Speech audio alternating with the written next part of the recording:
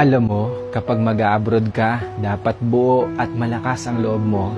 Dahil kung hindi rin lang buo at malakas ang loob mo, huwag mo nang ipagpatuloy pa. Kapag nang ibang bansa ka, dapat kaya mong lahat dahil marami kang kalaban doon sa pupuntahan mo. Nariyan ang lungkot dahil mapapalayo ka sa pamilya mo. Isa yan sa pinakamalakas na kalaban na pwedeng umatake sa'yo. Nariyan din ang takot. Takot at pagkabalisa kung maayos ba ang lugar na mapupuntahan mo. Maaari ka ring panghinaan ng loob dahil tanging sarili mo lang ang tutulong sa'yo sa oras ng pangangailangan mo. Pwede ka ding madepress dahil sa sobrang daming problema na darating sa'yo at lalo na hindi mo pa kasama ang pamilya mo sa tabi mo. Pagkawalan ng pag-asa na makakamit mo pa ba ang pangarap mo dahil kulang pa ang panggastos mo kaysa sa sinasahod mo.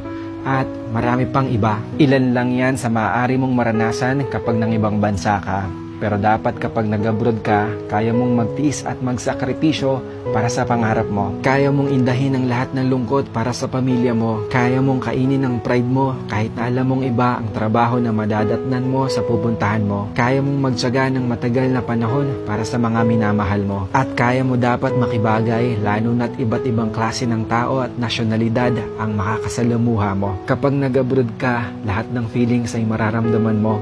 Minsan nga tutulo na lang yung luha mo nang hindi mo namamalayan. Pero isipin mo na pansamantala lang ito. Dahil sa pag-alis mo, nangangahulugan na may pangarap ka para sa sarili mo at para sa mga mahal mo sa buhay. Dalawa lang ang pwede mong kahinatnan sa ibang bansa. Ito ay matalo ka o magtagumpay ka. Kaya dapat alam mo ang dahilan kung bakit ka nag-abroad.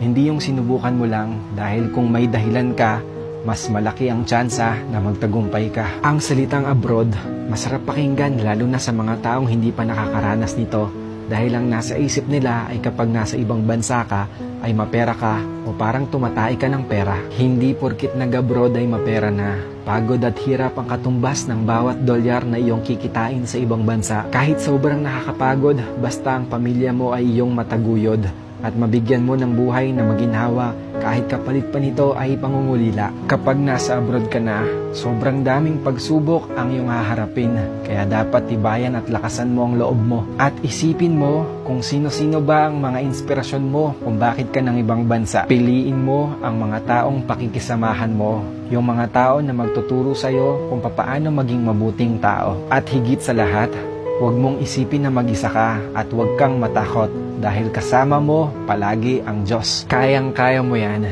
Kinaya nga ng iba eh. Ikaw pa.